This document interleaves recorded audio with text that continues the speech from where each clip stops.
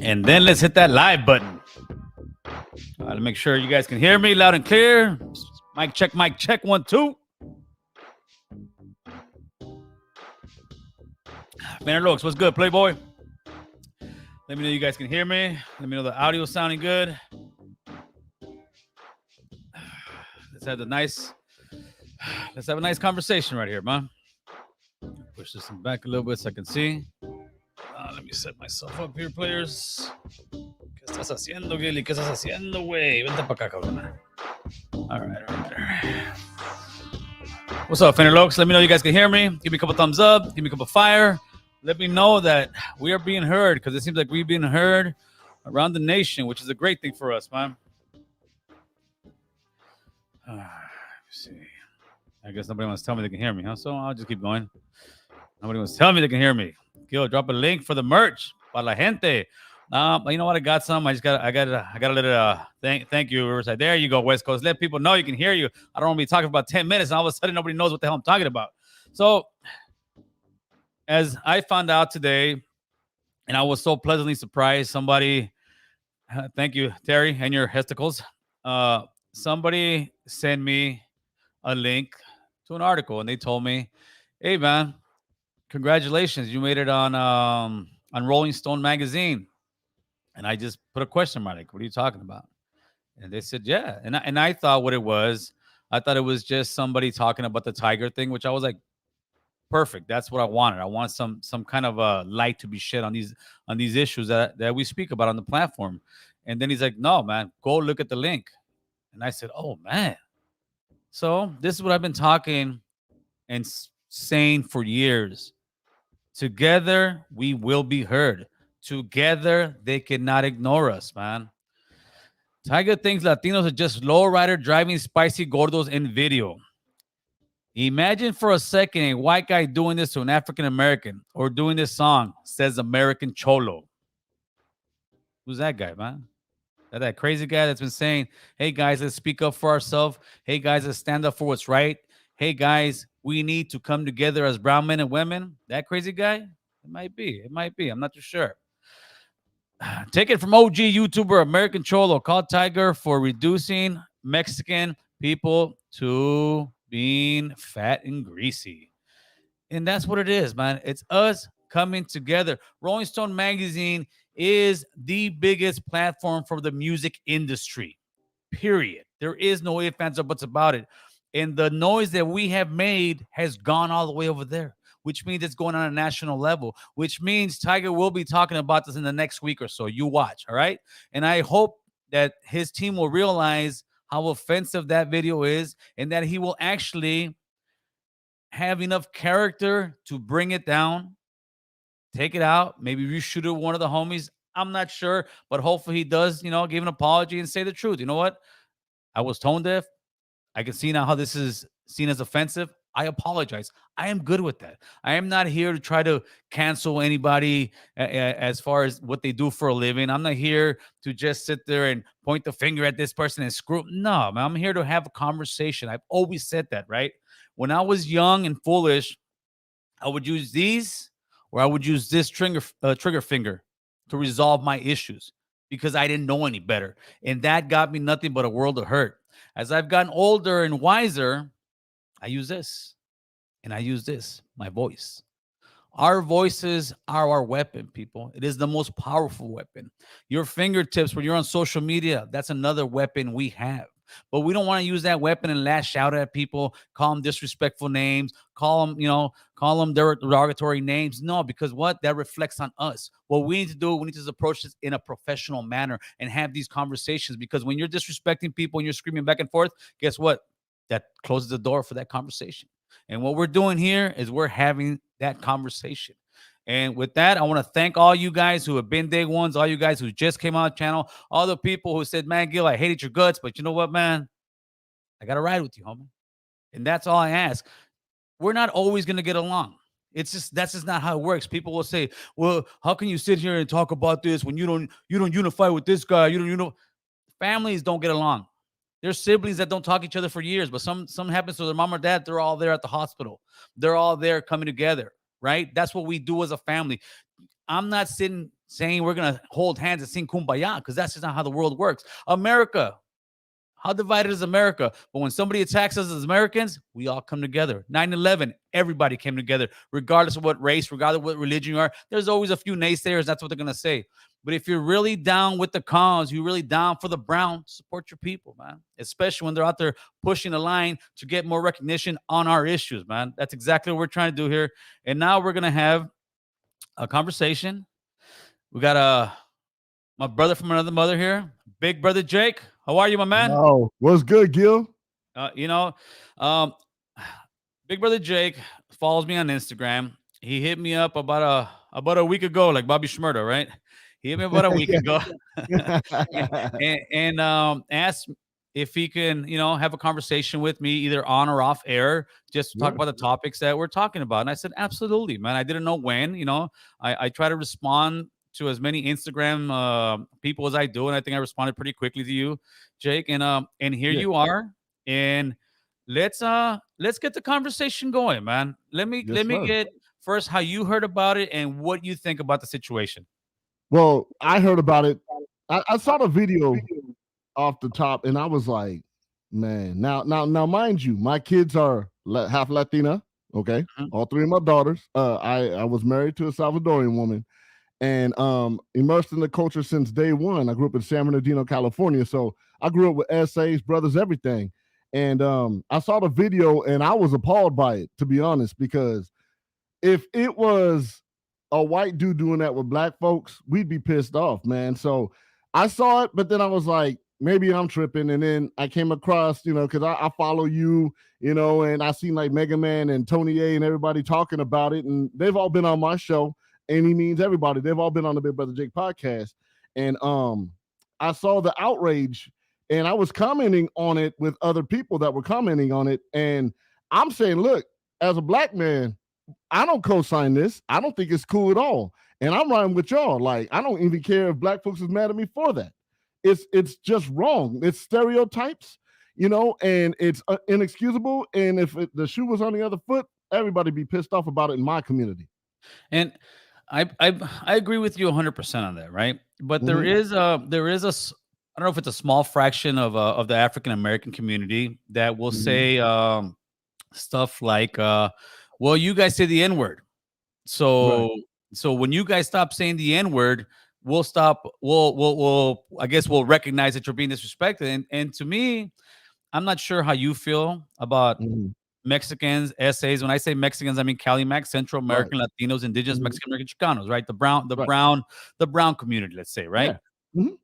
How do you yourself feel when you hear young guys? Everywhere you go in California, you're gonna hear a young guy say the N-word, right? Yeah. So how do you feel as an African American when young guys say that stuff like that? I'll be quite honest with you, man. Like, I don't even use the word because it's derogatory, dog. Like, I don't like the word. I've never liked the word. I'm not going to say I never used it, but I don't like anyone using the word, period. So I would always trip out when I'd see like the essays using the N-word. I'm like, wait a minute. What? What is that? It always trip me out. And I'd be like, yo, there's a brother over here. And they'd be like, oh man, we don't mean it like that though. I'm like, if I said like, other words that I know, because my Spanish is pretty good. Right.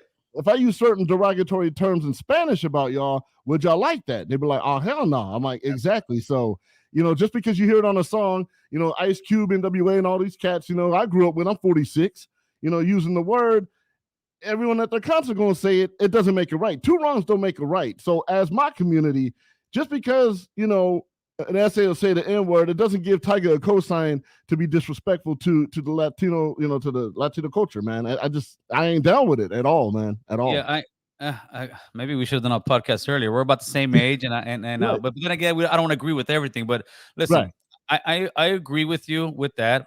I still struggle with not saying it. I'm not gonna lie. No, I get it. Yeah. For many years, I would be that homie saying, "No, dude, what the fuck's wrong with you? Why are you talking like that?" Right? Straight up, I'd be that homie. And I think probably like around the probably like 2005, 7. I don't know. You started hearing it more loosely. Yeah. And then like with one of my homies will come over, I'm like, here comes this, and you say it, right? Yeah. Yeah. So it would come out in conversations.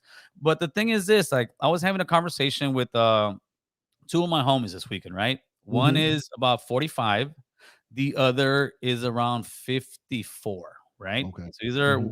guys older up in age. Right. And this is the argument we get from the brown side. Oh, well, these damn youngsters won't be trying to act like all those black guys, woo, woo, woo, and talking all that shit. And I looked at them both because I know how they speak. And they know Right. I'm the one that says don't say those words. I told them, coming from both of you that say the N-word, how are you gonna sit here and talk down on some youngsters and say they act black when you now at 50 something say my N? And they both Right. look. And what I would like to express to the African American community, first of all, I do agree with you. It's offensive. It's a word that it makes it easier for us to kill one another, for us to sell Mm-hmm. dope to one another, because I'm not selling Right. it to Jeremy, I'm not selling it to Jake, I'm selling it to that N. That's the Right. way. And Yeah. but the influence is this also. When the brown community says it, they're not saying it disrespectful. They're not saying, unless you're saying the ER word. That to me is the Of real course. N, Yeah. Of course. Yeah. right?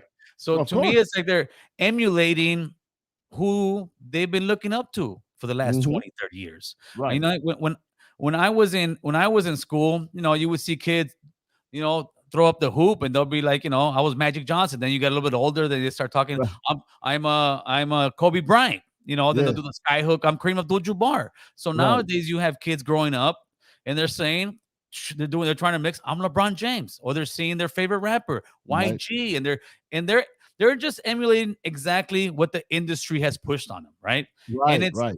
and one thing I also want to make clear, it is not a black culture thing, it's a hip hop culture thing. Right. Because there's Exactly. many African Americans that will sit there and say that is not black culture.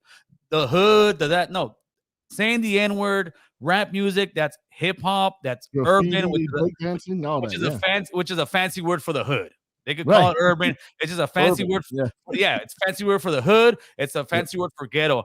And Yeah. now it's come to a point where not you, but the Mm-hmm. entertainment industry, the corporate America has made, especially Crips and Blood, Mm-hmm. mainstream.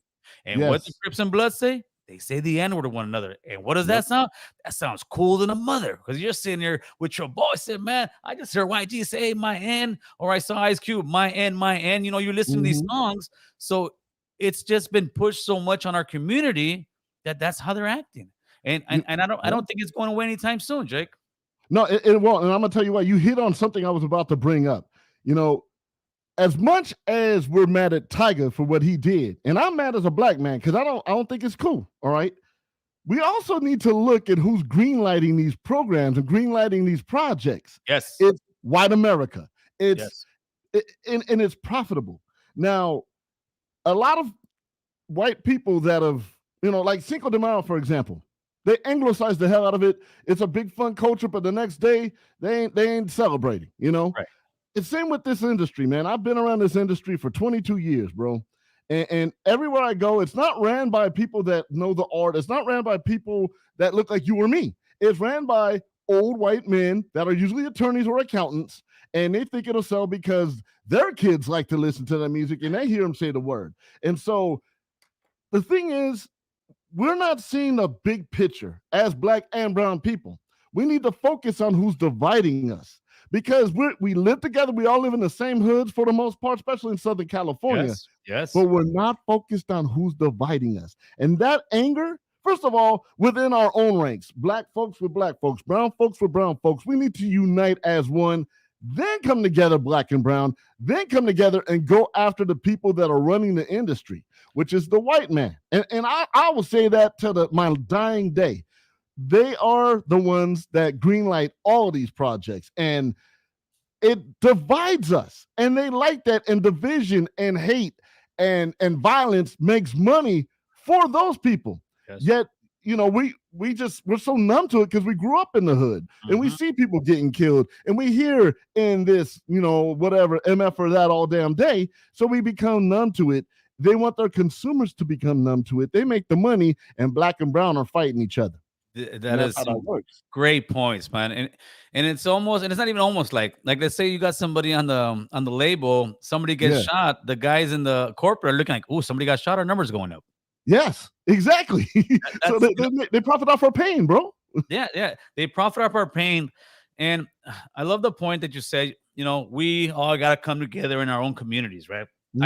I do agree with you that what people need to realize is we need to have these conversations. We need to Yeah. educate one another because Yeah. if you look at brown and black as far as in the hood, right? Hmm.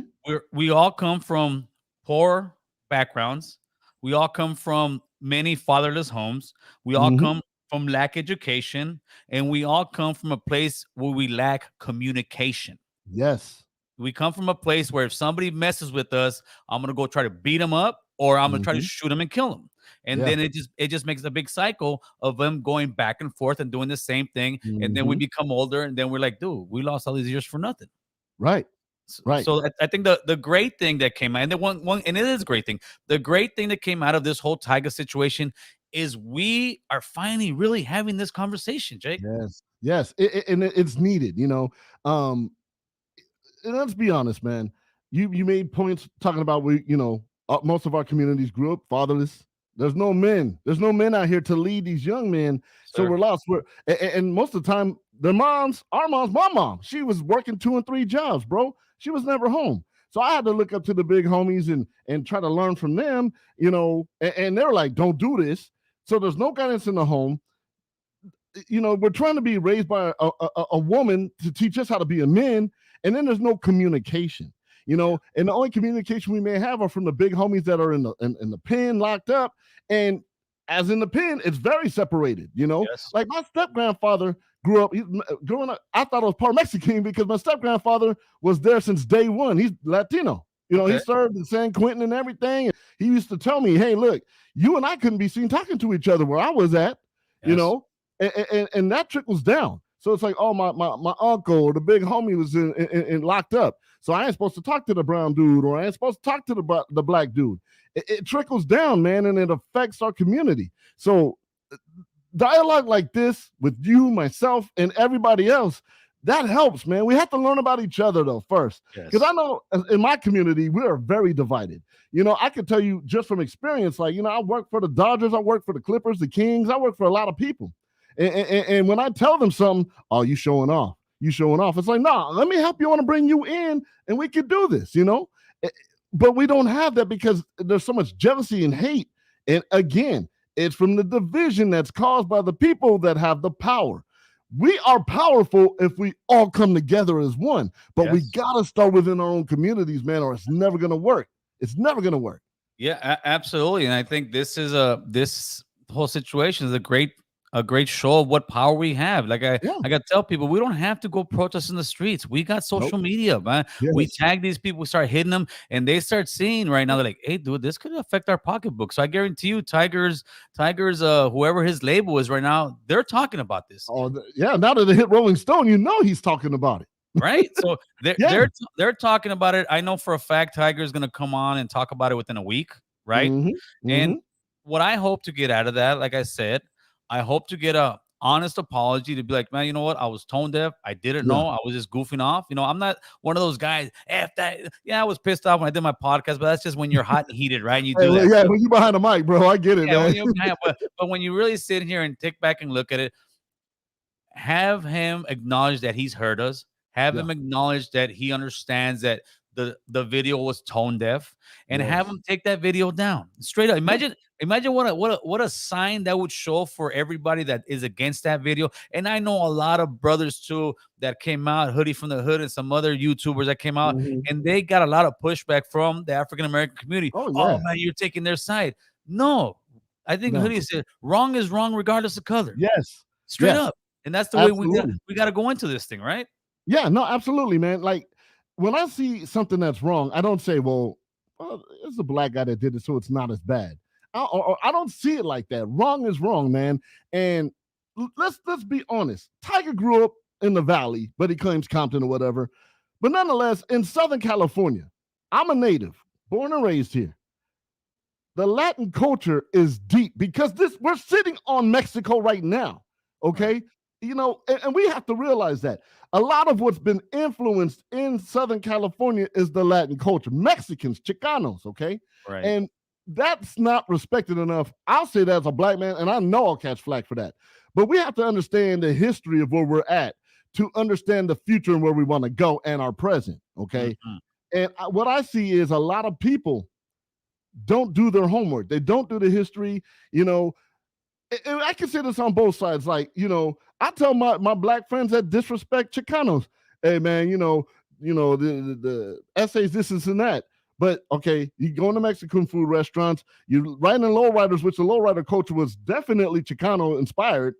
And I'm being honest, and I say the same thing to my brown brothers. Are you going to say, call me the M word in Spanish for the E word?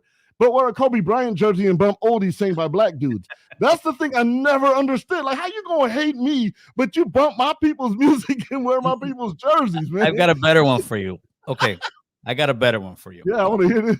This is the guys who I say these are the only guys, the Mexican guys that I will sit there and really push back that say the N-word, right? I had a guy from the Harbor area. Okay. Hit me up on Instagram. This was years ago, right? This wasn't even close to this time. Right. And he starts going off on the black community, calling them out their name, saying all kind of stuff. And a lot of times I'll respond with voice message. And I'm hearing the guy talk, but when he's calling African Americans out their name, every other word is N. Right. Man, my N, fuck them N's, the real ER, and my N and the air. And I'm like, and I said, hey, homie, have you heard yourself speak? Right.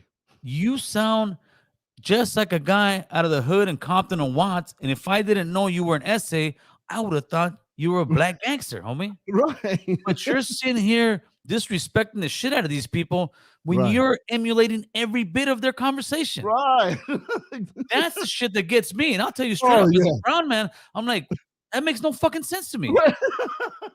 But that's the hypocrisy of gangs. That's the hypocrisy of that thinking. That's the hypocrisy of us not educating ourselves. Right. I was talking to and I'll let him know later. He's coming on the show pretty soon. I was talking to a very well-known rap guy, right? And he was telling me, Gil, that's just because people are lazy. People will sit there and disrespect one another. People will sit there and say certain things just because they're lazy and they don't really want to educate themselves on the issues. Yes. And I said, you know what, dude? You're absolutely right. And that's what it comes down to a lot. They'll go off a small clip and that's it. Or this is what I got a lot from the African American community. I got a lot of pushback, and you know me, if I'm in my comment section, I'm always pushing back, right? Right. and I would get stuff like, well, when you guys stop saying the N-word or stop killing one another, then we'll start acknowledging this. So I would simply text back very politely. I said, so what you're telling me is that Black lives will matter when black people stop killing each other. Is this correct? Pretty much, that's what you're telling me, right? You're telling me what the white people that don't want to support that movement at all will sit there and tell you. Well, then you start, and then they will stop talking. And that's I'm using the same exact tools that were given to me by the movements. I am using the same rules that were given to us in the last 5 or 10 years. In the last 5 or 10 years, America has changed quite a bit. Some I like, some I don't like. But I'm not the one who writes the rules. I'm just following the rules. And what I'm trying to say as a brown man is treat me the same way you're telling me to treat you. And I'm not talking to Black America. I'm talking to America, period, brother. Yeah, just as a man, as a human being. As a man. Yeah, just as a man. And when I speak on stuff like this, I'm not attacking the Black culture. I'm not attacking African Americans. And it seems like a lot of time, and this is actually powerful for the brothers, even though they get very defensive. They get very defensive, and no, they're talking about us. Where we a lot of times, instead of getting offensive, instead they're talking about us, I'll get attacked by my own people and say, "Why are you crying? Why are you doing this? Why?" Well, look why. Because look what the noise is making. It's making people acknowledge that we don't like this kind of treatment. So hopefully, this will also roll over into the conversation where we start talking about the entertainment industry. Yes, everybody talks about inclusiveness, but there's no brown people out there. There's no There's brown people none. in Oscars. There's no brown people getting leading roles in any movies or any Mm. shows. All these Netflix show, you already know off the bat what's gonna happen. You're gonna have Yes. usually a white superstar.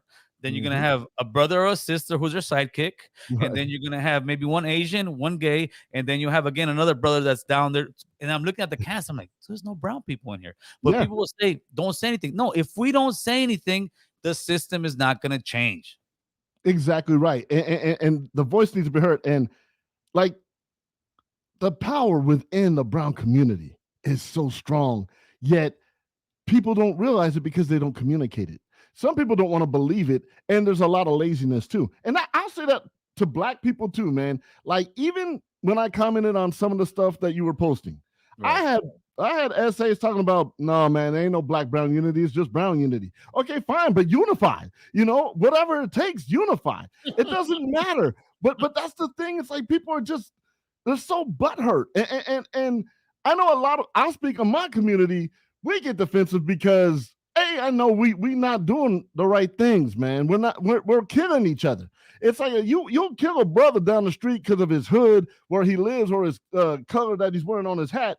There's Ku Klux Klan members all over the country untouched. You know what I'm saying? Like, I'm not advocating nothing, so don't get me wrong, but I'm just saying. So we're so worried about ourselves and scared of our own people when we walk down the street that it's affecting our psyche. And that's in the brown community and the black community.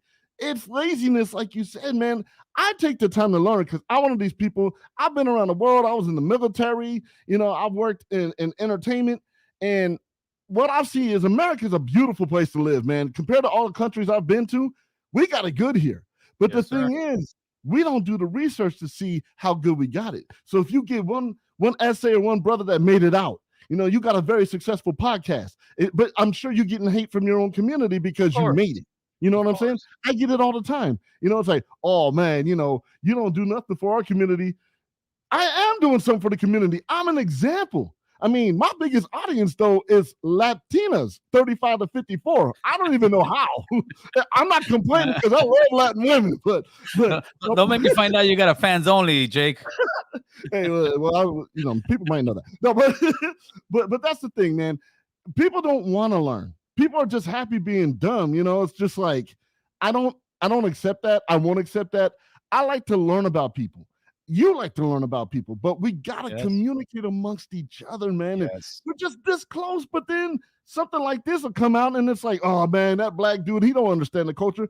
Tiger should know more than anybody because he's half black and half Vietnamese. So Right. it's like, how in the hell are you gonna go out and disrespect people? If you had like an Asian dude do that to you, you wouldn't like it. Like it just makes no sense. But we gotta start with us, man, and it has to be dialogue, bro. Well, let me ask you that because that's another thing I've been.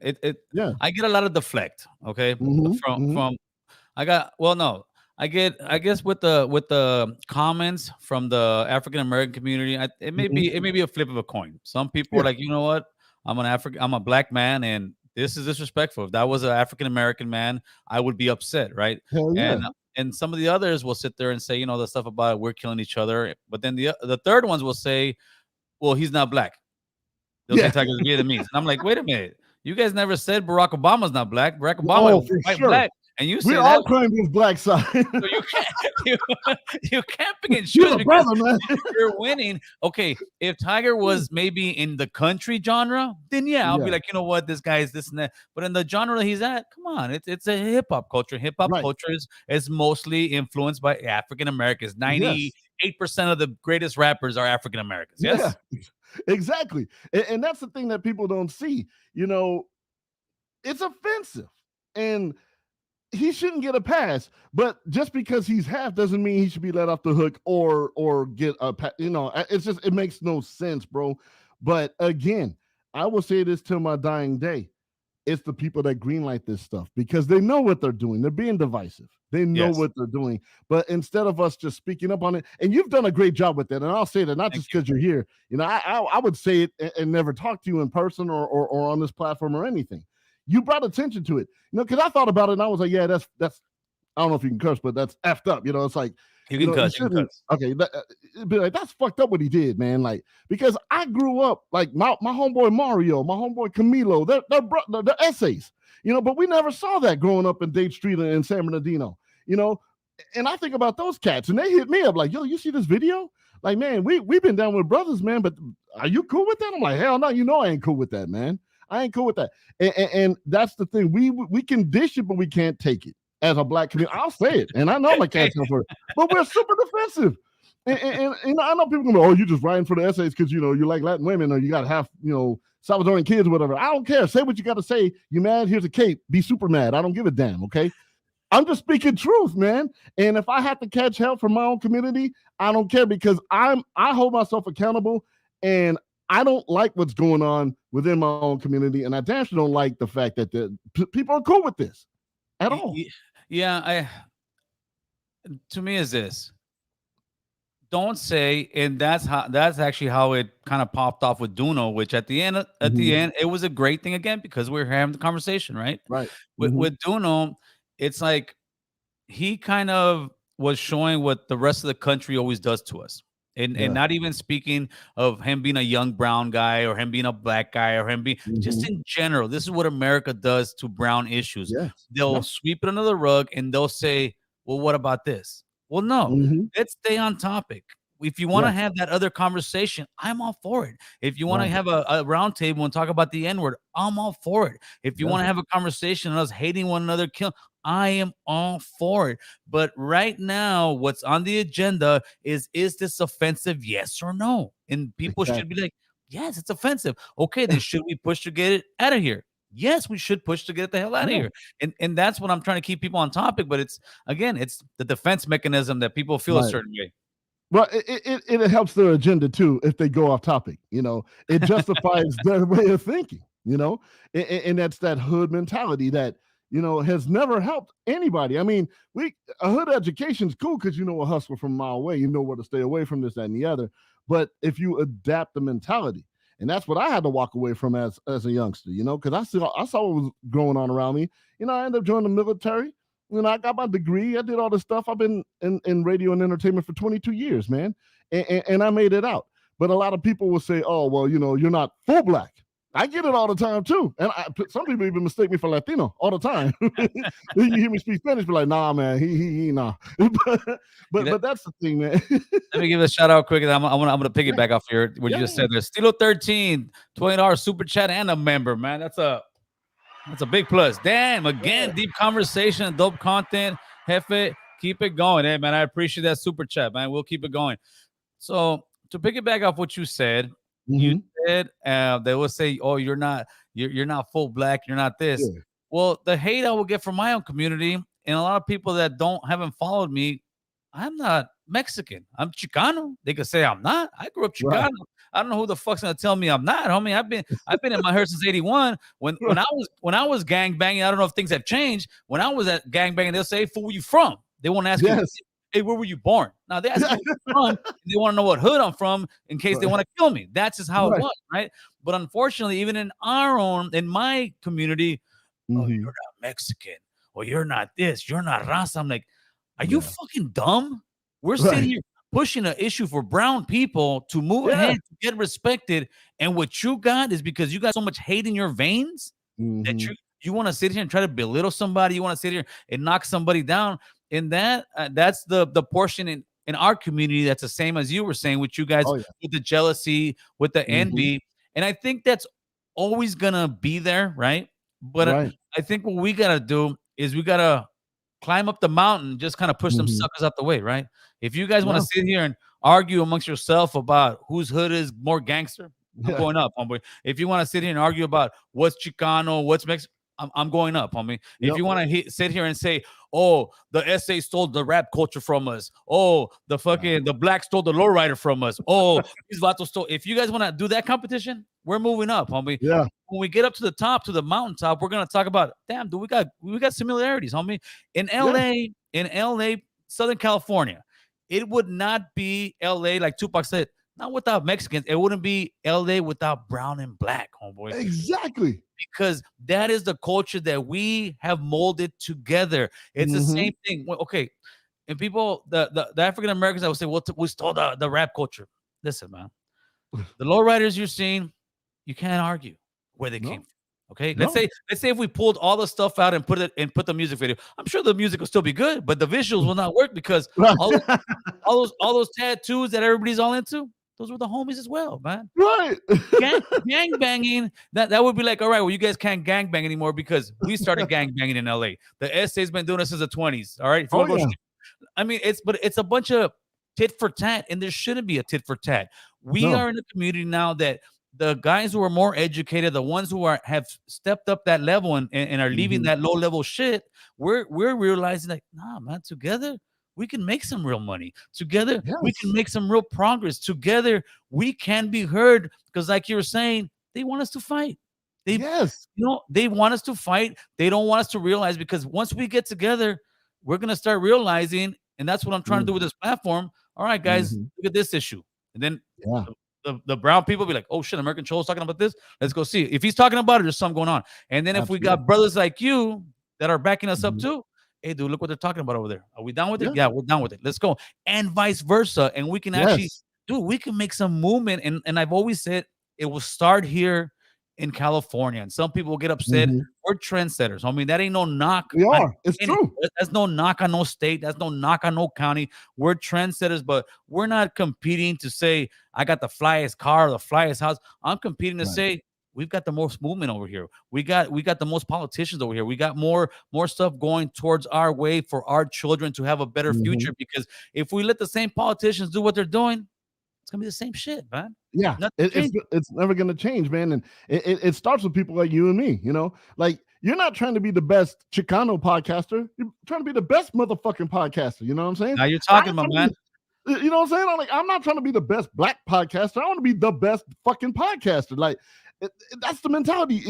And like, I'll talk about everything on my show. Like, I'm very broad. You know, I'm a mental health advocate, all this shit. But even mental health is a sign of weakness. Oh, you see a therapist, you're weak, man. You're pussy. You know, you ain't really down. You ain't really black. You know, it's like, that's the problem. People want us to, when something can build us up and something can make us stronger, there's enemies that want to make it look bad so you won't take it. You know, know, it's like, if you got emotions or you feel something, oh man, that's pussy, man. You ain't really down if you do that. And that's the problem. It's like, we got to discuss these things. We got to dig deep, man. We got to talk about these things. We've all experienced a lot of PTSD just living in the hood, man. What happens, you know, below the 10 freeway doesn't happen above the 10 freeway. We've seen people get shot and killed. We've seen people get robbed. We've seen people, like, you know, just sell dope and drugs. But when you go north of the 10, you're not seeing fools getting robbed. You're not seeing all that stuff. You're not seeing a lot of murder and crime. You know, you go to the hood or the barrio, and it's like a fucking grocery store is 12 miles away. A lot of people don't drive, okay? Especially our older generations in both. You got liquor stores in every corner. Exactly. And gun shops right next to the fucking liquor store, okay?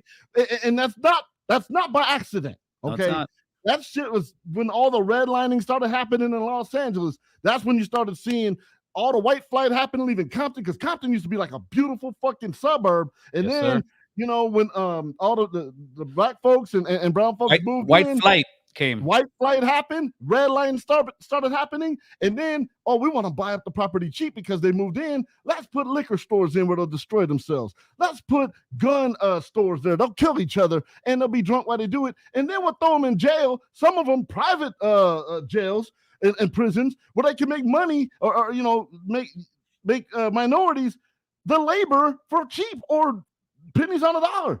You know, it's a bigger picture, but nobody else wants to see it. They just want to see, oh, that essay don't like me, but he'll wear a Kobe jersey and call me the N-word. Or that black dude, you know, what's he doing here in our barrio? It's like, man, shut the fuck up and see the big fucking picture. And this is what pisses me off. I'm sorry, man. Get your money. I'm loving it. Money, bro.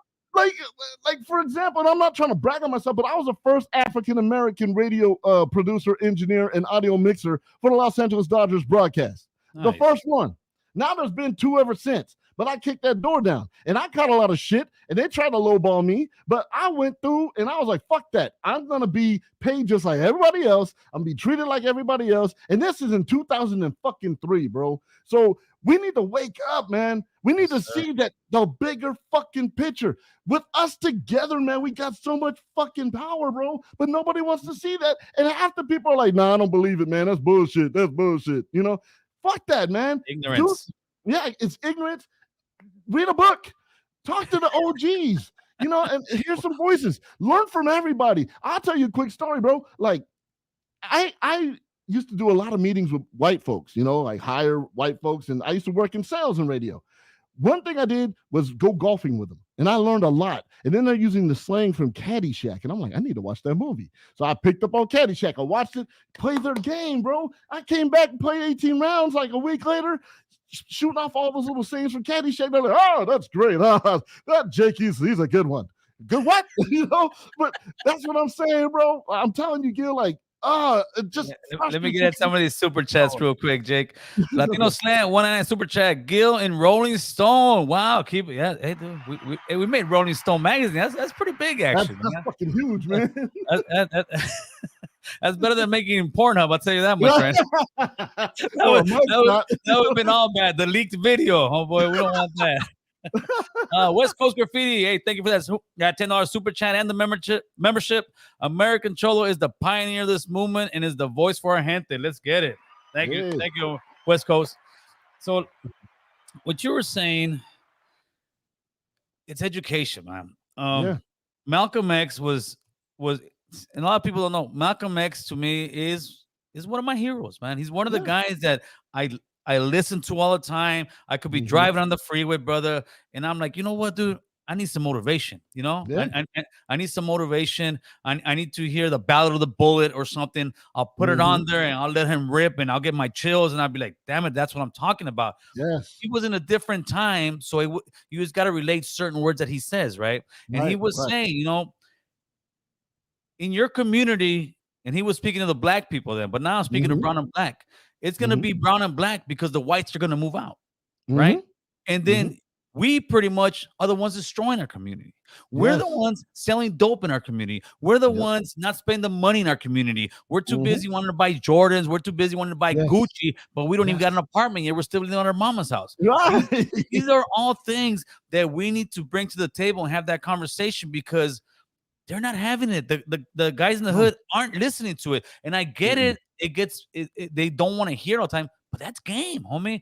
And that's what I'm getting to, how you were saying about the golf. And America is a game, all right? Yes. Let's peel the layers off of everything else. America, it's a game.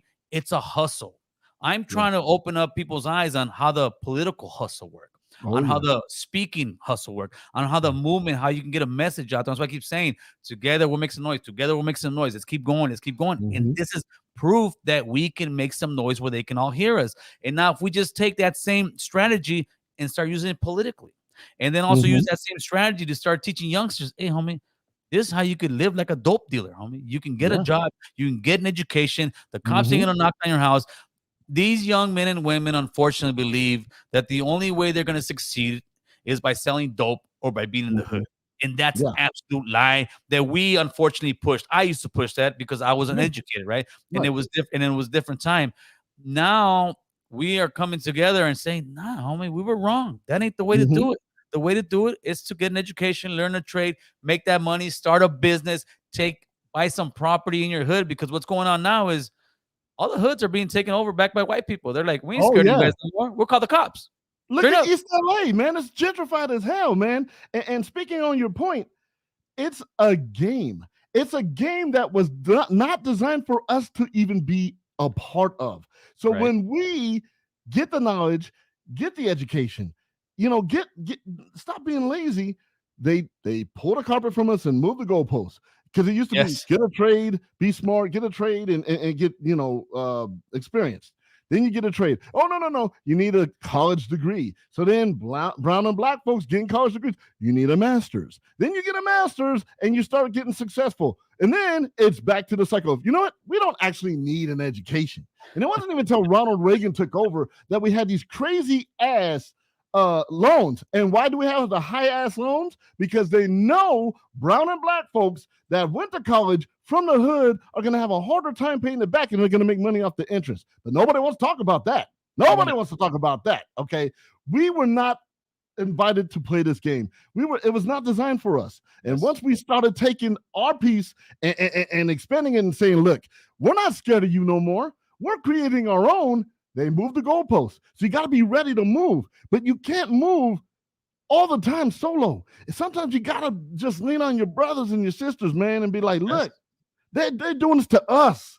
You know, we need to get together. We have the fucking power to do this shit. Yeah, but it's like, no, man, it's a white man. I ain't trying to be like a white man. It ain't a white man thing. It's a money thing. It's green. Because I started hanging out with a lot of these investors, and they don't give a fuck about color except green. But they'll use black and brown to get the money. You know what I'm saying? Absolutely. So you got to learn to play the fucking game, like you said, is just perfectly said. We were not invited to play the game, but we can win the game, and they know that, and that's why they hold us back. And we have subjects like Tiger doing this shit because somebody signed off on it. They know what they're doing. You know, he's a pawn, and he doesn't even know it. Yeah, for sure. Ulysses, $5. Keep the movement going, Carnalito. I appreciate that. The link is up there. I saw somebody jump in there, but if not, I might have actually. Let me put the phone number up there in case some people want to tap in and give their opinion of the whole situation. Like I said, the great thing that came out of this is we're having these conversations, man, and they're having them on much bigger platforms. Yeah, which we kind of forced their hand, like, damn, dude, we can't just sit here and hide about this shit no more. But I also seen that it seems like some people on bigger platforms didn't really, I guess, are also tone deaf. They didn't really know what's going on. Let me get look who's in the building, Mr. Hypnotic. What's up, big dog? What's going on? You got Jake over here. I don't know if you know Hypnotic Jake, but he's a well-known rapper out here in the area. Talk to us. What you got? I was just driving from San Jose, bro. We did a show out there in San Jose with the MB Riders, but that's right. You guys on the what topic? I'm just tapping in. I had to park real quick. I didn't want to do this while I was driving. We've moved the conversation over just how we're saying how we got to step our game up. We spoke a lot about the brown and black not so much as unity, but conversation, having dialogue to know where we stand and how we stand. And Jake, as a black man, just says, you know, he finds it offensive and he doesn't care what other people say. They could try to say, oh, you're just trying to ride on the essay side. And we kind of agreed that wrong is wrong, regardless of what color you are. Mm-hmm. I mean, that's cool that he's saying that, man, because at the end of the day, there is pressure to accommodate, you know, your culture or choose sides, you know what I mean? And it's easy for us to feel a certain way, but if there's another black gentleman out there that's co-signing how we feel, it makes it more valid. You feel me? Yes. But sometimes it's hard to do that. Sometimes there's a lot of pressure. You don't want to get backlash from your community and stuff like that. But hey, real is real, dog, and applaud to you for keeping it real. Unfortunately, with me, I've had to address certain things like this before with my old song about Blueface. You know what I'm saying? Right. So it just sucks that it's still happening. You feel me? And like Cholo said, I think he has a valid point there that Tiger might have known that this would bring attention. You feel me? At the end of the day, views are views, good or bad. Promotion, it's good promotion either way. Yep. But I think it's flipped on him. I think what he believes, because people would tell me, well, why didn't you talk about YG? Why didn't you talk about Blueface? I said, why don't you go look at my history, homeboy, before you tell me? I did speak on all those as well, right? And we all did as a community. The difference was nobody heard us. Right. And I think Tiger's team was probably like, we'll do it. We'll get a little backlash, but nobody really say anything. It won't catch the steam that it caught. And now they're like, oh shit. They're finally waking up. And that should be a message. That should be a message to every brown man and woman out there that the sleeping giant, this fucker's starting to roll and get up. And if we get up, brother, they're gonna be fucking running for the hills. It takes time, bro. Like, you know, it takes time. It's a collective effort You know, when you got artists such as myself, you got artists like Duende, you got other people, podcasts like you, Tony A the Wizard, and different people. Lucky put me on. He was the first one to put me on and address this topic. Like, it takes time, bro, and we're not gonna get the respect off the bat. You know what I mean? You gotta earn it. You gotta earn it. That's what we're doing right now. Right, exactly. And applaud to you, Cholo, man, because you're making a lot of noise, compa, but in a good way, though, bro. Like, you're bringing these attentions to light, and these conversations need to be had, you know, and that's why we're here right now, bro. And we banging, homeboy. I just saw the Rolling Stones thing, dog. That's damn, nothing major. Damn, but finally, bro, like finally, a mainstream platform is fucking. Like listening to us. That's what it is. Listening to us. That's what I see. I don't see that. I see they're listening to us. Then that's a beautiful thing. That should be something that should motivate all of us, man, to be like, listen, dude, they're finally listening to us, and keep that wave going. And don't sit there and get disrespectful. Don't sit there. You gotta listen. To be a real gangster, you gotta do it classy, and you gotta maneuver in the right way. Because a lot of other just talking shit, that ain't gonna get you nowhere, man. Right. And what that does though is when a mainstream platform like that is speaking on it, it puts pressure on everybody else. It puts pressure on other artists. You know what? We got to think twice if we're going to do this. If we're going to try to show love to the Mexicans, call it what you want to call it. That was not love, dog. And I don't know who's in their heads, or if there's not enough representation behind the scenes. It's whoever directed that video was like, are they not thinking? You know what I'm saying? Like, you know, sometimes to us it's common sense, but to a lot of people, they get blinded by the comedic side to it. It's animated, it's real, it's done. It's a well-produced video. You know what I'm saying? There's a lot of perks. There's a lot of things on there. I just noticed that he has little people in Chile outfits, bro. You know it's horrible. It's bad. It's just a horrible thing. His director was a white guy. I'm sure they didn't have one single essay there to say, you know what, we should do it this way. Straight up. Ulysses, thank you for that super chat, my man. I did not forget you. It's one of those things where it's a collective effort on their side too. It's not just Tyga, it's the director. It's whoever's there around him not telling them this shit. Like, I mean, to me, it's common sense, but you never know. You never know where they come from. It's hard to say whether he did it on purpose or not, or like, you know what I'm saying? But it looks like it. You know what I mean? At some point, he knew something was to come out of. Like I said, he thought he was just gonna be like, you know what, we'll get free publicity. But now the publicity again is not what they want.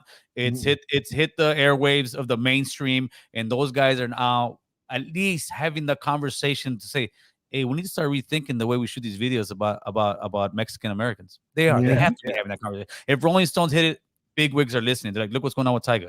We need to be careful. And that was a shot saying, hey guys, we're here. We're not gonna stay silent anymore. Stay brown and proud, baby. Yeah. I heard you guys talking about that comedian too. Who Duno? Hold on. Cali Game, $10. Love what you're doing. Let me get my thing in here real quick before we go. Gerardo Luna, 49 super chat. Viva la raza. I appreciate you, my man. I got 2 new members. Here's the first one. Damn. We're doing our thing, homeboy. Saludos, American Cholo. Been tuning in for a while now. Shout out from the Bay, West V Town, Karina and Hera. All the way to the Bay, huh? One more member. Jose became a YouTube member. If you guys don't know, YouTube helps keeps the lights on in this place and also gives you some content of stuff. Imagine there's stuff that I really won't talk on air that I'll talk on my members' channel. You don't know how tough that shit's gonna be. Marvelous Martian, $5. Tyga and YG don't know if they want to be Bloods, Cholos, Lady Boys. Views are views to them. Congrats, Gil, and the members and subscribers. All right, guys, go ahead. Take it off. We talking about Duno, Hypnotic. Yeah, I think I had heard you guys mention it. I just seen the video recently. My brother showed me, and I saw No Jumper had brought it up. Like, have you heard anything from Duno? Is he open to get on the podcast with you? Yeah, I did. I actually had a one-on-one phone conversation with Duno. It was a great conversation, right? It wasn't nothing bad. But even soon after that conversation, I reached out to him. After I made the video, the next day I reached out to him and I sent him an IG and I told him, hey, Duno, first of all, my man, I wasn't coming at you in any disrespectful way. I hope you didn't take it that way. I'm coming at you as a man that wants to have a conversation. And on the phone, he also replied, well, you know, Gil, you know, you could have got at me this and that. I said, Duno, check this out. With all due respect, homie, I got people hitting my Instagram right now that when they're sending me a message, there's messages they're 2 years old that I hit them up 2 years ago, and they're just getting back at me now. I said the reality is, my man, that you would have never reached out to me, but Exactly.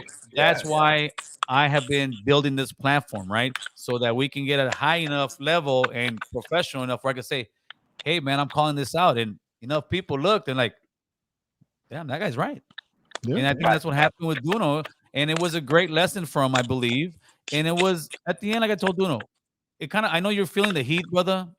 It's unfortunate, but believe it or not, you helped catalyst this thing to take it off. Because if not, let's say you would have answered my call, we would never be having this conversation. It would never be happening. It would have just it would have fallen flat. It would have died out. What's up, West Coast? What's up, everybody? Was good. Hey, first and foremost, man, I gotta hand you your flowers right now, Gil, because this is the biggest thing that's ever happened to the Latino community, man. You really struck a nerve with this one, carnal. And I gotta applaud you for that. Thank you, West Coast, man. But it was a collective thing. I've always said it, brother. I've always, and you know, you've known me for years now. I've always been pushing the same thing. Together we'll make some noise. Together we'll make some noise, people. Let's keep going. Together we'll make some noise. And finally, one of the arrows hit, and it hit them where it hurt. And now they're all talking about this is exactly what needed to happen, bro. Because to be honest, I know I heard a lot of other people saying that this song wasn't offensive. Maybe it wasn't offensive to them, but if you, like me, I grew up around black people, so I know the diverse community that you know we grew up around. And for them, for like you guys said, whoever greenlighted this project and said go ahead and run with it, whoever did that knew what they were doing, man. They were gonna get the views, they were gonna strike a nerve, people were gonna be talking about it, and people were gonna share it and get more views. What they didn't know is how offensive it was to us, because for one, we don't fucking like, what was it? What was that salsa that they had, man? Louisiana. We like that real hot, spicy salsa. Come on, man. If you're gonna put salsa on some, I like Louisiana. You're gonna put some good salsa. But listen, I mean, like we were saying, West, was the best thing that came out of this is the conversation. The conversation. It's like Pandora's box has been opened, right? And let's not let Pandora's box close, because once it opens up, we need to have these conversations. We need to call people out. And some people will say, "Oh, you do it for clout." Homie, I ain't doing shit for clout. If I was doing for that, I'd be talking gang stuff. I'd be talking all kind of stuff. I've been talking the same kind of political stuff, the same kind of push. Yeah, I'll bring some other stuff on, but that's just to change the narrative. But the base core, what we've been preaching on the channel, is the same. Let's speak up for ourselves. We shouldn't be ashamed to say, "Hey, man, I feel disrespected." What I'm doing, I am communicating to you. And what we're doing here is we're trying to communicate not just to the people in LA, but the entire nation. We will not stand for disrespect anymore. Plain and simple. It's not too difficult. Yeah, I agree with you, man. And like I said, man, I just wanted to come on here and pay you your respects, and job well done. And everybody on the chat, everybody right here on the platform, man, you guys keep the conversation going. With that being said, your boy West Coast Graffiti and American Cholo, keep doing what you do, bro, because you're speaking for our gente for sure. Appreciate you, man. All right, late. Shy Girl, $5 super chat. I appreciate that. Manuel Navarrete, a new member. Give the guys applause, man. That's what I'm talking about. All right, so where we at, gentlemen? Let's take this phone call real quick, see what they're talking about. See what they're talking about real quick. Mr. Trey, talk to us. Oh, Trey hung up. I don't know. All right, so what do we got? All right, so go ahead, Hypnotic. What you got, man? Or Jake, you've been quiet over there. Yeah, I'm just soaking it all in, man. But everybody's hitting come and go, man. It's we want unity. We want to be heard. We want our voices to resonate. And it has to resonate within our community, and we have to make noise so the powers that be hear us, man, because we can't co-sign this buffoonery anymore, man. I know for a fact I will catch shit for being on here and saying what I'm saying. And I don't really give a damn about it, because I've built my career off having no fear. only fear God, the IRS, and Mike Tyson's jab. That's it. Everything else is whatever. Especially the fucking IRS. Too. He had that one locked and loaded already. That's a good one, brother. That's a good one.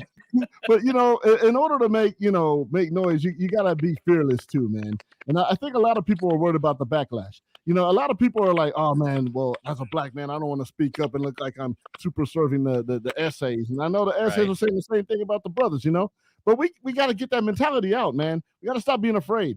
We got to start speaking our truths. We got to start speaking and communicating and getting our voices heard. Black, brown doesn't matter, man. We can be so powerful as one, but we just have that mentality, and it's all because people don't want us to play their game like we talked about earlier. Yes, so we got Robert. What's up, Robert? Hey, what's up, Gil? Hey, just congratulations on that Rolling Stones. Oh, that's amazing that you got a part of that, man. No, that's all of us, though, homie. That's all of us. That's a win for all of us, bro.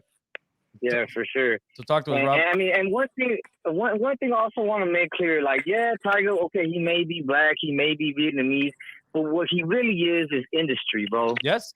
That's how we have to describe him as. That he's industry. Yes. It's like the same thing with Duno. I don't want to give up on the little homie yet because I like what he's done, and maybe this is just like a learning lesson for him and shit. But he just can't get too industry on us, and that's what.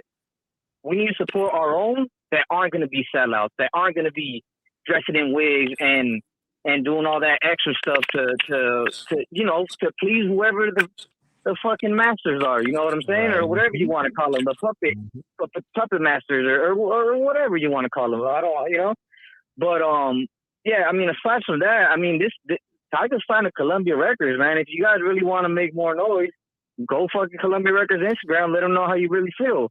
Go to his manager. I think his manager's name is Dre London.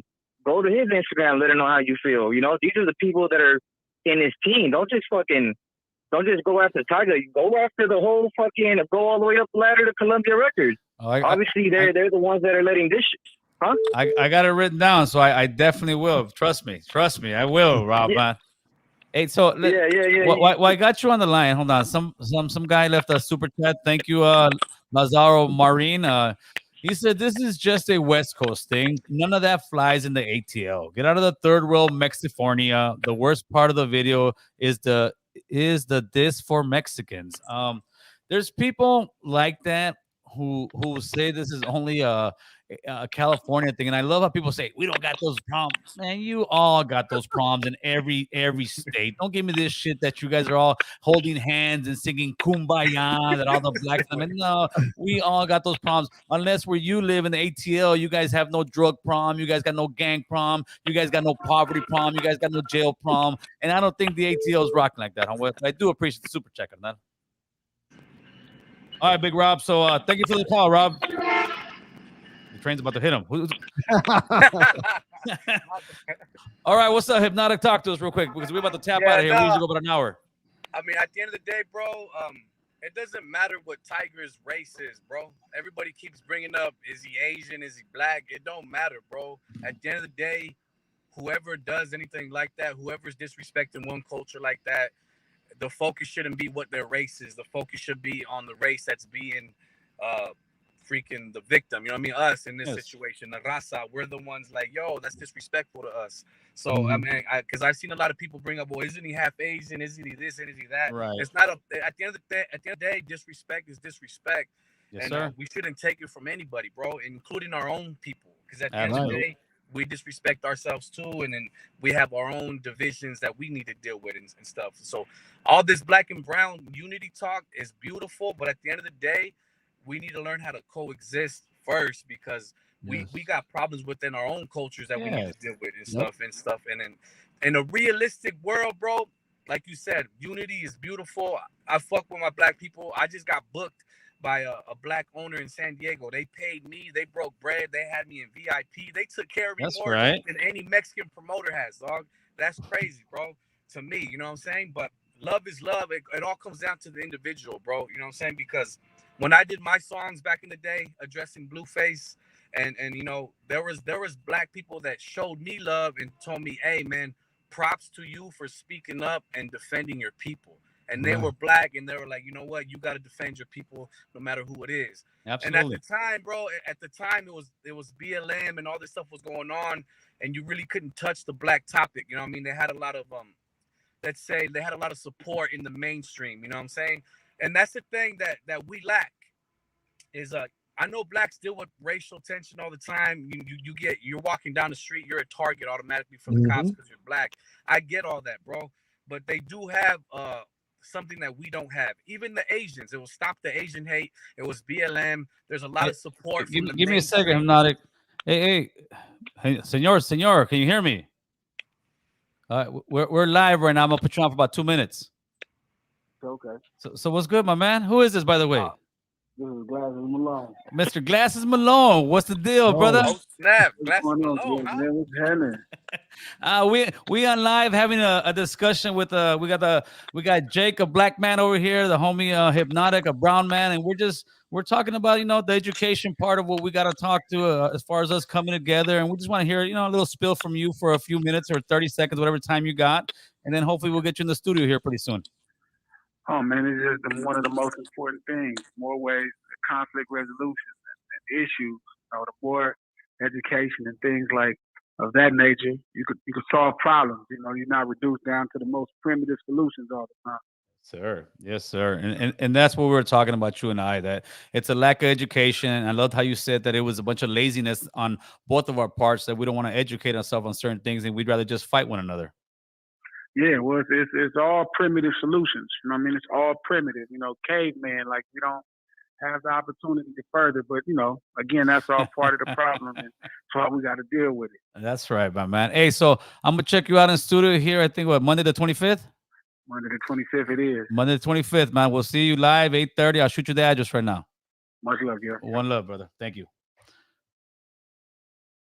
It's happening, baby. We're having this conversation. That's what we're doing, right? That's dope. That's dope. So hold on, let me get a couple of these super chats out of the way. Edgar Varela, $10 super chat. Appreciate that. Let me see what else we got.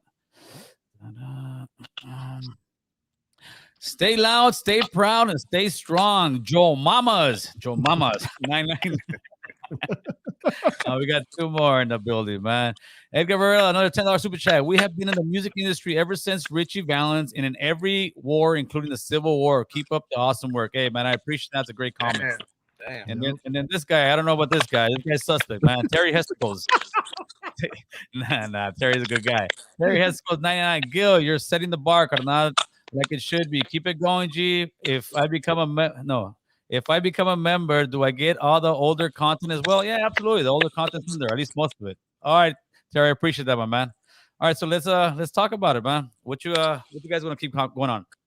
So let me just finish real quick. What I was saying is that we're establishing a culture. That's what we lack. Like I said, the blacks had the BLM, Asians had to stop the Asian hate, and there was a lot of people that came to their defense in the mainstream. You feel what I'm saying? You see it all over the TV. You see it on the sports, the NFL team, NBA teams.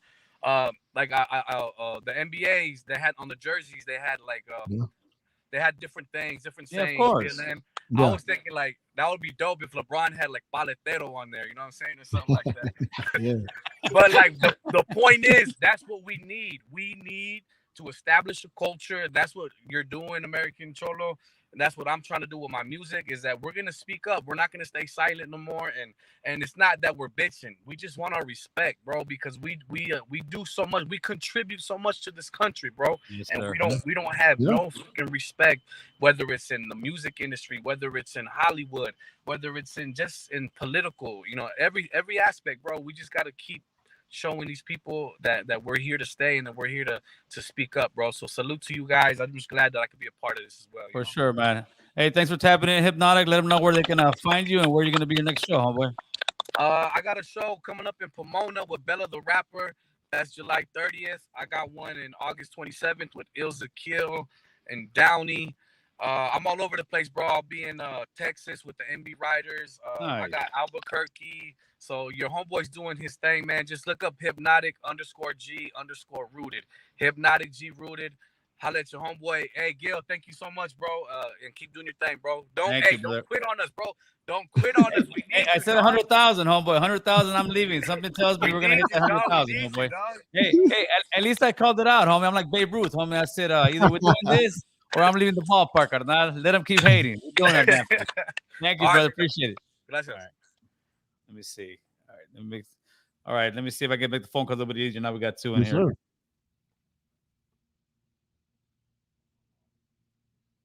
I think I lost that one. Hello. Mr. Corey. Hey, what's up, Gil? Talk to us, my man. We got me and we got our brother Jake in the building as well. No, right. I've seen you ever since you came out. You there? What happened? I lost you. Corey. Oh, man. I lost Corey. Call. Mr. Active War Stories. What's going on, my man? Hey, what's going on, bro? Talk to us. Hey, I just want to tap in real quick. I was watching your live, but I got to get up out of here, man. I just want to salute you, brother, for doing your thing, keeping your 10 toes down, boots on the ground. You know what I'm saying? For sure, man. Coming from up north, man. I just want to salute you. Continue what you're doing, bro. We're watching and we're supporting you. That's right. Hey, thank you, man. I appreciate that very much, my man. Yes, sir. Yes, sir. You guys have a good one. You too, brother. Late. It is, brother. It seems like the more we have the conversation, the more speak, we're filtering out the people who are just the naysayers, the people who don't want to really get involved, which they're lazy anyway. So, if they're just going to sit there and not really do anything, then that's fine by me. I'm going to try to call my brother from another mother. That's who was it? Here we go. Okay, we got Kansas tapping in. Oh. Call from Danny Pañales. Danny Pañales, what you got, brother? What's up, brother? Talk to us. I'm calling in, man. Hey, do me a favor. Turn your either you got a TV on or something. I got a lot of feedback. I'm a hip hop artist. This been going on since. Hey, can you hear me? Yeah, I can hear you. Yeah. Can you pause whatever you're listening to back there? It's giving us a lot of feedback. Yeah, push pause, Mika. There you go. Push mute. Do something. It's been going on since Eminem's back in the day. Yeah, of that course. Mike Salsa. Like they've always been trying to mock our culture and stuff like that. I think it's cool that you guys are touching up on this finally. No, yeah, it's been going on for decades. Just the lack of respect, the lack of equal respect, let's say, right? Mm-hmm. And we all have spoken and try to say things, but when you really don't have the larger platforms speaking about it, we get no attention to it. And it seems like finally all of our platforms are starting to grow and they're listening to us, man. And the way that you guys help is just sharing the stuff, using your social media to share the videos, talk to a coworker, man, have you seen this? Share it, follow these guys because they're actually, it's fun to follow guys who just mess around and do some crazy stuff, right? But but like anything else, it's fun to go out on the weekend and do whatever you do for a hobby. But come Monday, we got to get down to business. So when it's time to get down to business on social media, follow the right people, share the right message, that way we can all together as brown and blacks too. We can come together and step our game up in this thing. And right now, not to cut you off, right now is the time because it's this next generation's time to shine. Yes, and to stand on that because they have the internet platforms and stuff like that. So they need to utilize them as good as possible with the right knowledge from OGs like me. Yes. Hey, thank you for the phone call, my man. Oh, he's gone. I'm gonna let you take this one, Jake. So, Rob and Jake, go ahead. Yo, what's up, man? You leave us? What's up, Rob? Rob hung up. What's good?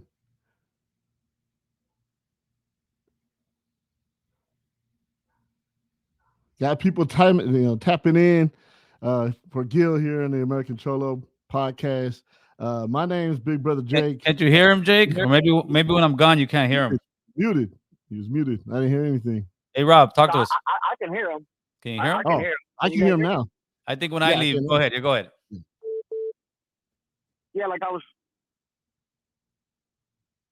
Okay. get to remove Meet the Flockers from Spotify and YouTube and all that. If you guys don't know YG Meet the Flockers, pretty much he's talking about robbing Asians in that music, and how to rob Asians and stuff like that. If they can get that removed, there's no reason why we couldn't get removed. We just gotta, like I said, move up the ladder of, Columbia Records. And I mean, I'm glad we have you, Gil, because if not, bro, this stuff gets so frustrating, honestly, bro, that I don't know how to act. And I'm like, okay, it's not black people. I'm not gonna go fucking do some weird shit or say go off on black people. Like, who is it? I go back to this thing. It's industry. Where does Tiger live? Where do all these industry people live? They live in Calabasas. I'm not gonna go over there and fucking start fucking doing stupid shit over there. But sometimes I feel like going. I used to be a tagger, Gil. I don't know if I ever told you. Right. I feel like going over to fucking Calabasas, wherever the fuck he lives at, and start tagging fuck Tiger everywhere, so his community could be like, "What the fuck did Tiger do? Just get him the fuck out of here," you know?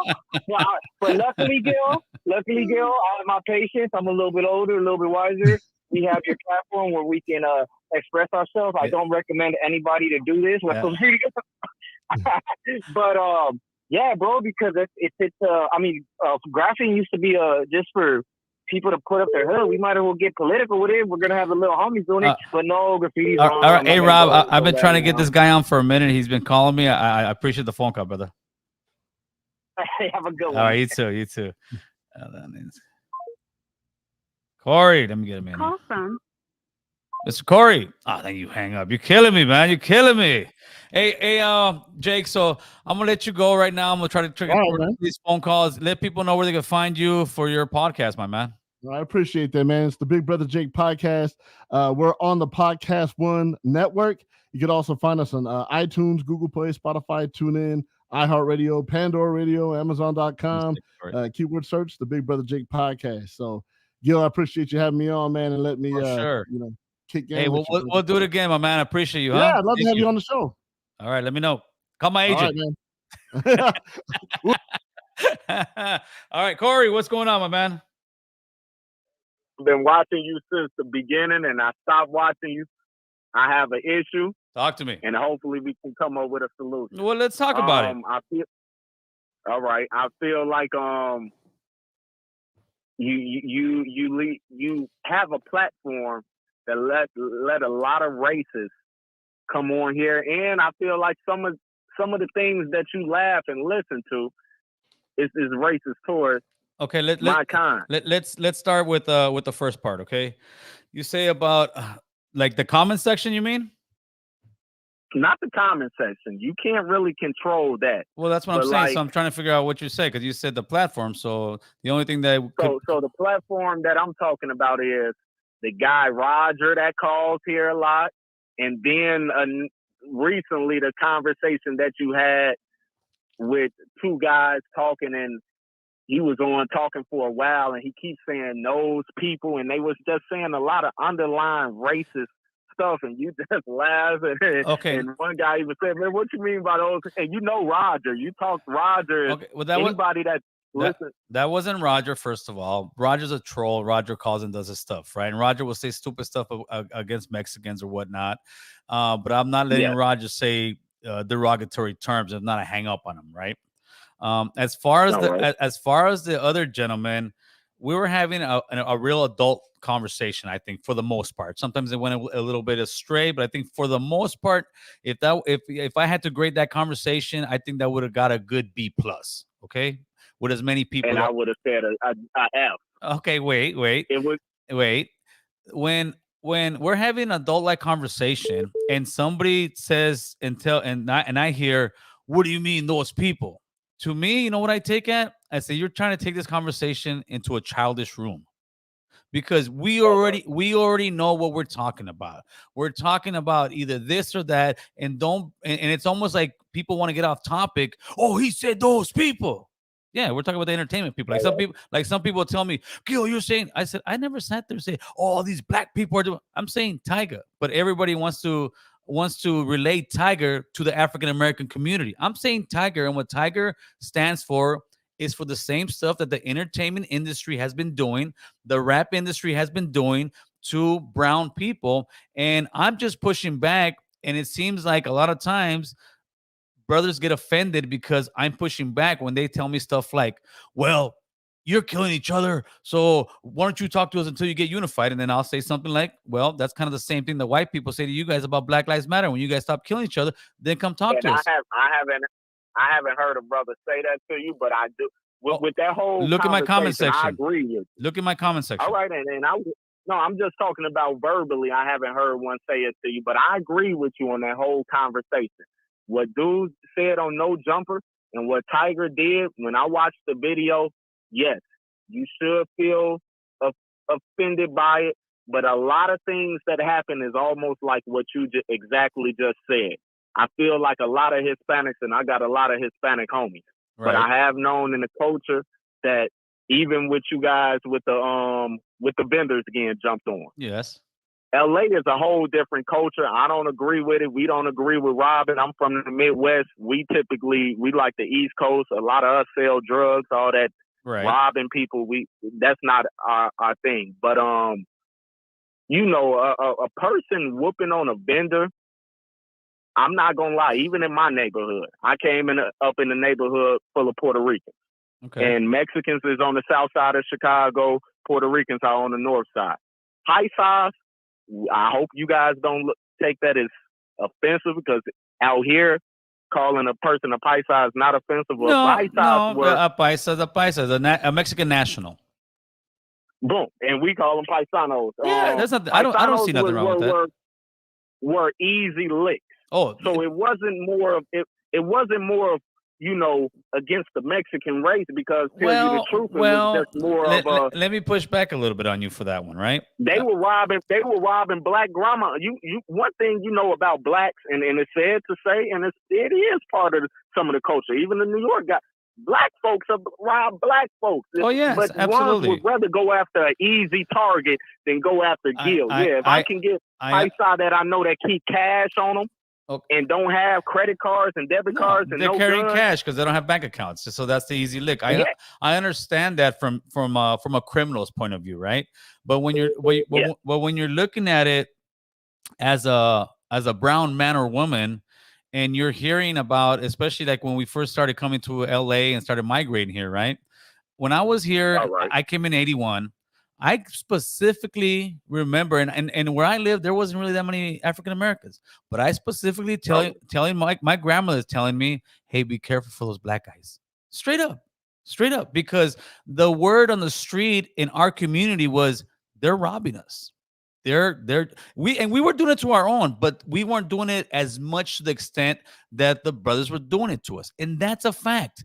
And then and I agree with. And then eventually, what happened was, and I've had this conversation last time. We started pushing back. The gang culture started getting so big, and it was the same thing. They were bullying us, pushing up on us because they were bigger. African Americans by size are just bigger human beings, right? For the most part. And eventually, it came to the point where our power is our heart and our mind, and we got together and organized, and we started pushing back, and then a little bit more. And then that's when the notion that people from Southern California are racist. No, man, we didn't start this war. We just got involved and kept it pushing a little bit harder than we should have, right? To me, it's a gang war, it's a gang fight. But when it comes to just plain family, if you were to see, and I could sit there just about every week, or every week if I wanted to, I can show you a video of some vendor somewhere getting attacked, and that would be a disservice to both of our communities, because all that would do is just steer clear division between us. I am not looking to steer clear division. I am not looking to fight your community. Fine. Gil, I'm looking to have a conversation. I wouldn't mind if you put it on there, because that's wrong. But at the end of the day, it's not.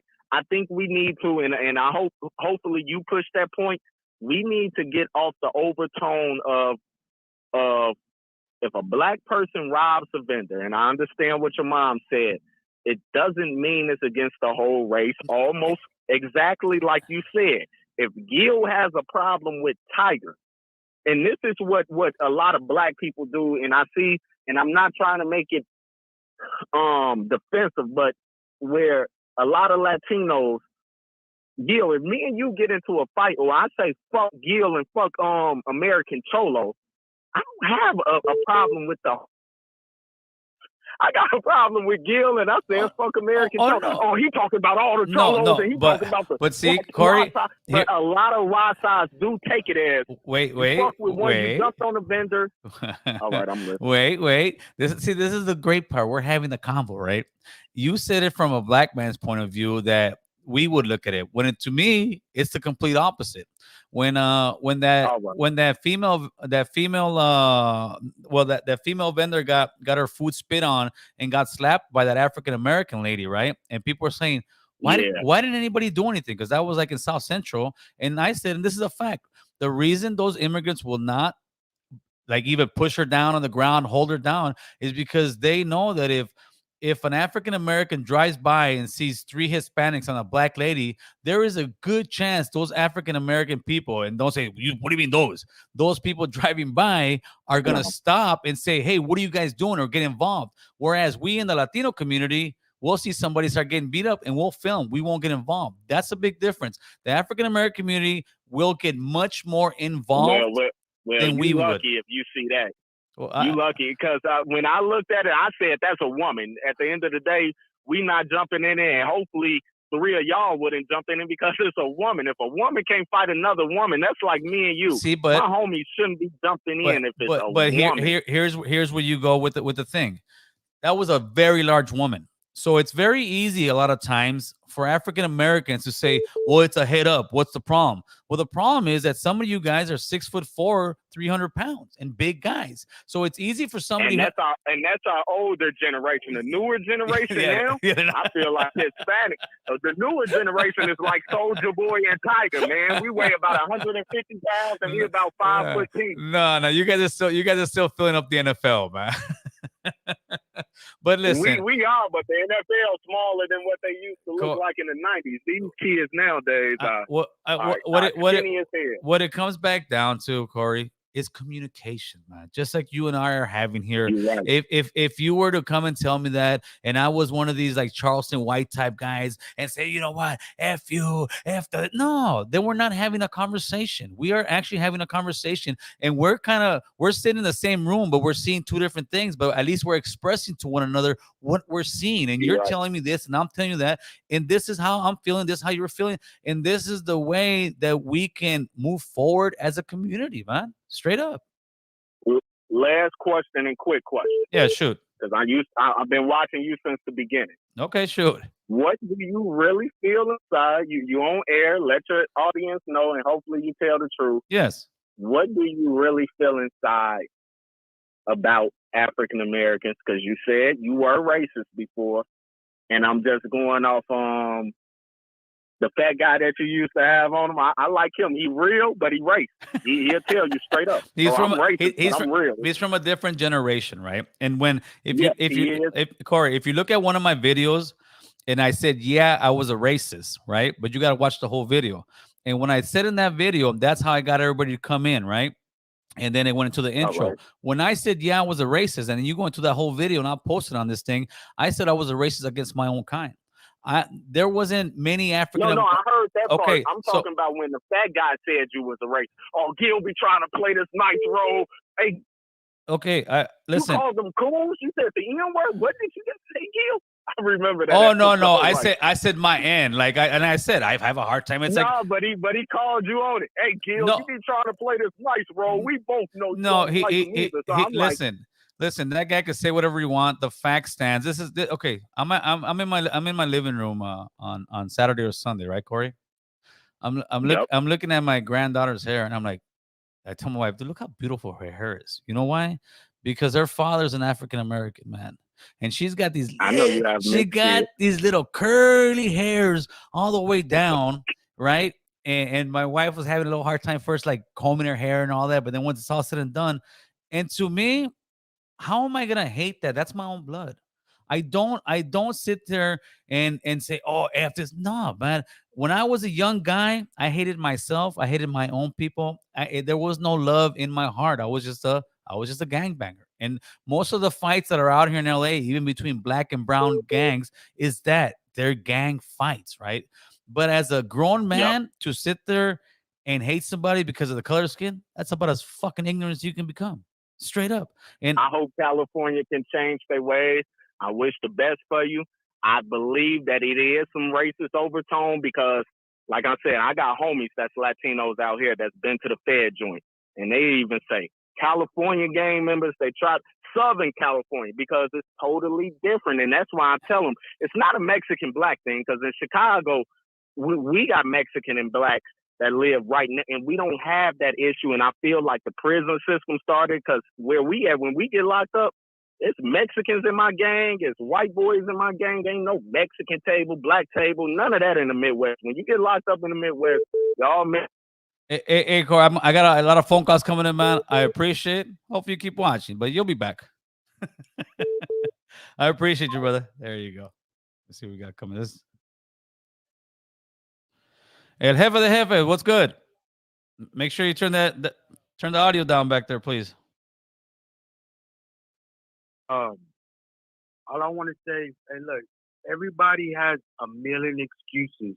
You could, man, this guy Corey calling, this man, I swear, he's the type of person like no matter what you say, he's gonna come up with something, like with no substance. Like they have many excuses. Well, no, but at the same time, he's expressing what he feels and thinks, and many times we don't get that. We don't get that conversation, and I can't just sit there and say he's got no. His substance is he thinks there's an undertone. He believes, certain things are said, and I had to explain to him this is what it is, And there's a lot of people, especially that don't live in Southern California, that believe that Southern California is this racist place. It's a gang thing. And if you guys never lived here, then you will never know. But that's why you got guys like AD and No Jumper. He's a black gang member. And he's straight up like, you know what? This is what they're feeling because this is what it is. It's not a color thing. It's a gang thing when it comes to us beefing so hard as we used to. Now the younger generation isn't doing that.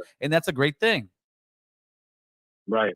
Now, if we was to switch the narrative and all of this, every topic you brought up, all this thing that's going on, if we were to switch the tables and turn it around, this would be the other way around. This would be a lot different. Like, you know what I'm saying? They would not allow that. They would not take that. They're not even allowing us on how hurt we are about this. They're not even allowing us that. Well, I think no, that's also not fair. You just had Jake, the podcaster. He was on here and he was agreeing on half of the stuff we were talking about. Cool. So it goes back. It goes back again to us kind of this is what I see as a content creator and like new stuff that I do. People will always see what they want to see. If they want to see an ugly part of it, they're gonna see an ugly part. If they want to see a good part, they'll see a good part. But there is a good push from the African American community that believes that thing's horrible, it's disgusting, and they could put themselves in our shoes. But the thing is, a lot of times when it comes to us ourselves, brown men and women, we don't put ourselves in other brown men and women's shoes. We sit there and say, I don't have a problem, I'm doing good. So we need to break that cycle, and we got to break the cycle of thinking that everybody's against us. Even the African American, we're not against you, you're not against us, we're just not communicating well. Right. No, it's true. And I feel like this, look, like a lot of times we've been bringing up this thing about how we don't get along with each other, and we got a lot of stuff that we have to work on as a community for our own. These kind of things happening is what's going to bring us together because we're not playing this no more. And it's going to, at least there's like a topic being brought up that involves all of us. And just simultaneously, it's bringing us together in a way. You know what I mean? And it's bringing us to the table. Say, like, nah, man. And I'm really, really, really proud of you. I've been seeing your name pop up everywhere. Thank you. Man, you're doing your thing, man, and then you're ringing bells, and it's going, and I appreciate you. I talked to my friend about you earlier. I was like, man, this dude is like, he's badass. But hey, brother, go ahead. You got about 15 seconds. I got a bunch of phone calls trying to come in, my man. Okay, yeah. No, but I'm saying these dudes that are like hypnotic and all that. Like I understand he's getting plugged and all that from the African American community and all that. And a lot of people don't want to really speak what they really feel like, you know what I mean? A lot of times because they're afraid that they're going to lose algorithm or, you know what I'm saying, on what they got going on. Right. But honestly, That's for leveling each other. Yeah. Anyway, All right, brother. Let me see. I got a couple more coming in. Let's see what you got. Before this, let me say, Juan, give me a second. C. Ellis, I didn't catch that one. Great combo. Thank you for that $5 super chat. Great combo. We need more of these. Both of our communities lack education. We need to do something to help our struggling kids. Great job. Thank you for that super chat. And that's exactly what we need to do. What's going on, caller? Just to clarify about those people that the guy was talking about, he Yes. was talking about the stereotype of the Jewish being in the industry. He couldn't say Jew because of YouTube politics, but he wasn't referring to the black people in that conversation. Oh, you can okay. go back and listen to it, and he wasn't talking about the black people. Okay, there you go. But I thought the guy was trying to say that, and I didn't want to go down that rabbit hole of those people. But thank you for clarifying that. Yeah. All right. I Peace appreciate out, it. man. All right, man. Late. All right, let me see. We got another super chat in the building. Let me catch it. You guys are calling in. We'll see how much longer we go, but it's a great conversation, man. Where are we at here, people? Whoever's trying to tap in, go ahead and tap in again. If you guys haven't subscribed to the channel, make sure to subscribe. Let's get this thing ball rolling so we can continue to have these. Oh, here we go. Let me answer this real quick. Hey, Jerry, give me 1 second. Terry Hester goes, Gil, have you thought of translating your content to Spanish? I truly believe the Raza would benefit from having this platform readily available for them to turn in to as alternative sources of opposed Univision or Telemundo. I have not, just because I don't have the time or the cash flow, I guess it is. Caller, what say you?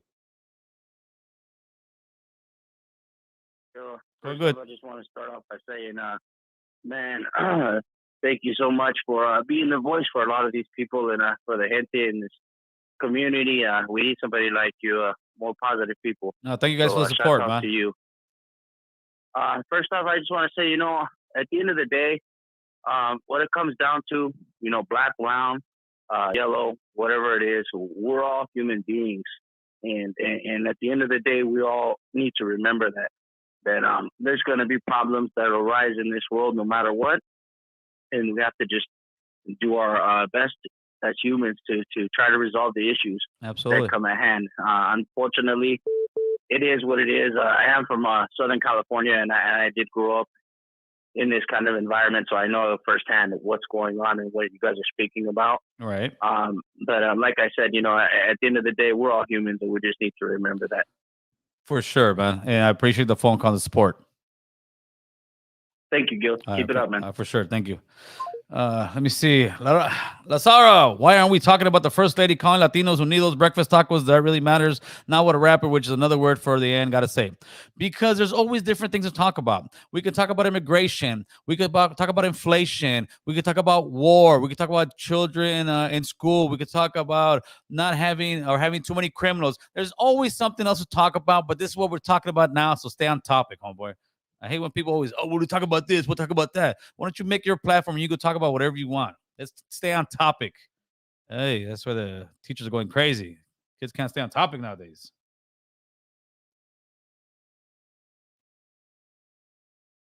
Try to get one more in here, and then we're going to...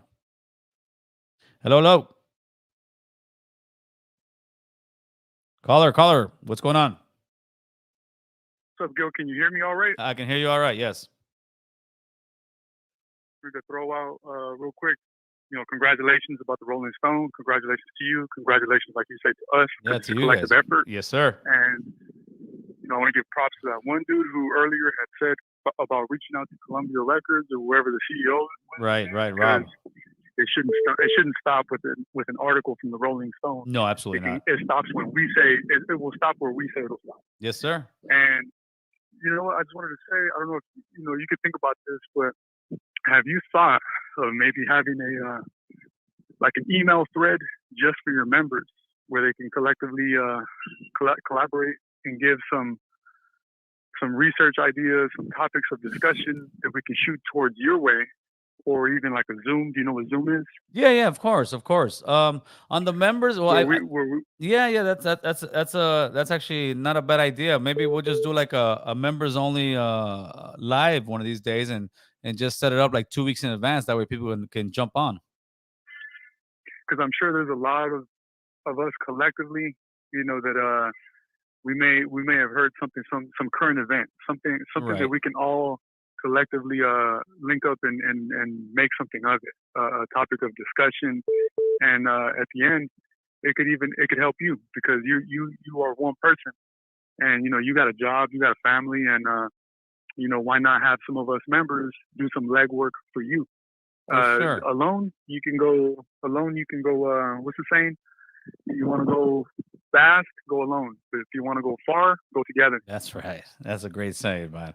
Hey, man, thank you for the phone call. And I'll definitely think of something we can do. All right, right on. Appreciate you, my man. All right, so we're going to get one more in here, and then we are going to be out of here. What time is it? Yeah, we've been going for a little bit here. All right, so we're going to be out of here right now. Make sure to subscribe. Make sure to share. The message is being heard, man. They can't. Let me put this in here. Let me see if I'm going to take one more.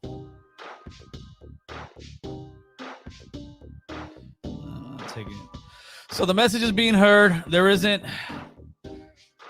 anything we can't accomplish if we come together and have our voice actually be heard, people. I've been pushing for this. I've been telling you guys, come together, share the stories, have these conversations with your kids, have these conversations at work. Don't make it about us. Don't make it like you and them against us, right? We're not rivals, people. We're people having to coexist. I said it once and I'll say it again, man. I am not looking for a fist fight. I am looking for a conversation, baby. And this is the American Cholo Podcast, man. Thank you, guys.